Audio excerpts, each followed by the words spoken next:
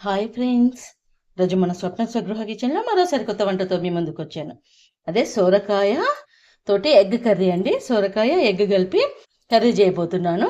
దానికోసం నేను సోరకాయను ఎంత వీలైతే అంత చిన్నగా సన్నగా తరుక్కోవాలండి. ఒక సొరకాయను తీసుకున్నాను, తర్వాత ఒక పెద్ద ఆనియన్ తీసుకున్నాను, 3 పచ్చిమిర్చి తీసుకున్నాను, తర్వాత 3 ఎగ్స్ తీసుకున్నాను. ఎవరైతే నా వీడియోను మొదటిసారి చూస్తున్నారో నా వీడియోకి ఒక లైక్, షేర్ అండ్ సబ్స్క్రైబ్ చేసి చూడండి. స్టవ్ మీద గిన్నె పెట్టి ఆయిల్ వేసుకున్నాక ఆవాలు జీలకర్ర వేసేసేయాలండి. ఆవాలు జీలకర్ర ఆయిల్ వేడాక వేసినాక అవి మంచిగా వేగాలి. చూడండి, ఆయిల్ వేడినాక ఆవాలు జీలకర్ర వేగుతున్నప్పుడే పచ్చిమిర్చి అండి, నేను 3 పచ్చిమిర్చి తీసుకున్నాను. కూరగాయలన్నీ ఎంత వీలైతే అంత చిన్నగా కట్ చేసుకోవాలండి. ఈ కర్రీకి 3 పచ్చిమిర్చి తీసుకున్నాను, ఎందుకంటే కొంచెం కారం వాడుతాను కాబట్టి 3 పచ్చిమిర్చి తీసుకున్నాను, సరిపోద్ది అనేసి. పచ్చిమిర్చి వేగుతున్నప్పుడే కొంచెం అల్లం వెల్లుల్లి పేస్ట్ వేయాలండి. కొంచెం అల్లం వెల్లుల్లి పేస్ట్ వేసేసి మంచిగా కలుపుతూ వేపుకోవాలి. తర్వాత చూడండి, పచ్చిమిర్చి అల్లం వెల్లుల్లి పేస్ట్ 2 వేగినాక ఆనియన్ అనేది వేసేయాలి. ఆనియన్ గోల్డెన్ బ్రౌన్ రాన్ అవసరం లేదండి, కొంచెం మెత్తబడితే సరిపోతుంది. మంచిగా వేపుకుంటూ కలుపుకోవాలండి. ఇది చూడండి, ఆనియన్ అనేది ఇట్లా కొంచెం మెత్తబడ్డాక ఇందులో ఇప్పుడు పసుపు వేసుకోవాలి. మీరు నా వీడియోలు కనుక ఫాలో అయితే నేను చేసేది సింపుల్ వంటలండి. పిల్లలు కూరగాయలు తినడానికి ఇష్టపడినప్పుడు దాని కాంబినేషన్లో ఇలా చేసుకోవాలి అనేసి చాలా ఈజీ ట్రిక్స్ నేర్పిస్తాను. సో నా ఛానల్ని తప్పకుండా ఫాలో కండి. ఇప్పుడు ఆనియన్, పసుపు అన్నీ వేగినాక ఇందులో కట్ చేసి పెట్టుకున్న సొరకాయ ముక్కల్ని వేసేయాలి. సొరకాయ అనేది హెల్త్కి చాలా మంచిదండి.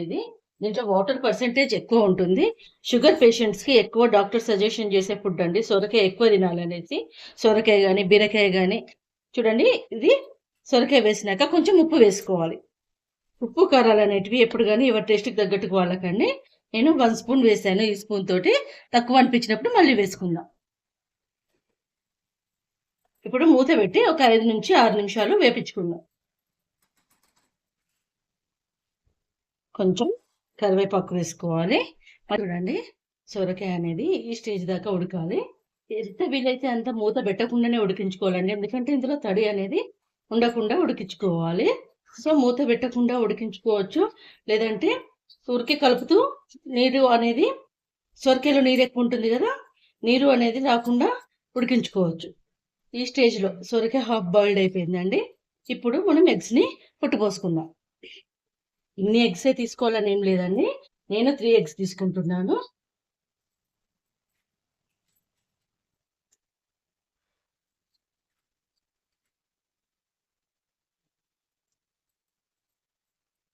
స్పూన్ పెట్టి కదపద్దండి దాన్ని, అలాగే ఒక 2 to 3 minutes వదిలేస్తే అది మొత్తం ఉడికిపోతుంది. తర్వాత ఉప్పు కారం వేసుకుందాం. చూడండి, ఎగ్స్ అనేవి ఇలా బాయిల్ అయినాక మొత్తం కలపద్దండి. ఇది ఆమ్లెట్ లాగా తయారైపోయింది కదా, మొత్తం చిదిమినట్టు కలపద్దండి. కొంచెం ఇలా టర్న్ చేస్తే తినేటప్పుడు ఎగ్స్ మనకు తగులుతా రుచి వస్తుందండి. ఇప్పుడు ఎగ్స్కి సరిపడా ఉప్పు కారం వేసుకుందాం. మిర్చి 3 వేసాను కాబట్టి కొంచెం వేస్తున్నాను కారం, హాఫ్ స్పూన్ వేస్తున్నాను కారం. ఉప్పు కూడా హాఫ్ స్పూన్ వేస్తున్నాను. తర్వాత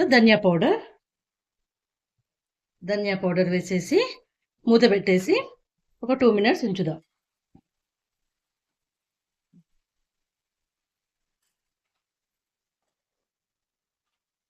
చూడండి, ఇప్పుడు కొత్తిమీర చల్లుకొని బంద్ చేసుకోవటమే. ఇలా సింపుల్ వేలో నేను చెప్పినట్టు చేసుకొని మీకు కూడా ఎలా వచ్చిందో నాకు కామెంట్ బాక్స్లో కామెంట్ పెట్టండి. నా వంటలు కనుక నచ్చితే నా ఛానల్కి లైక్, షేర్ అండ్ సబ్స్క్రైబ్ చేయండి. స్వప్న స్వగృహ కిచెన్. Thank you.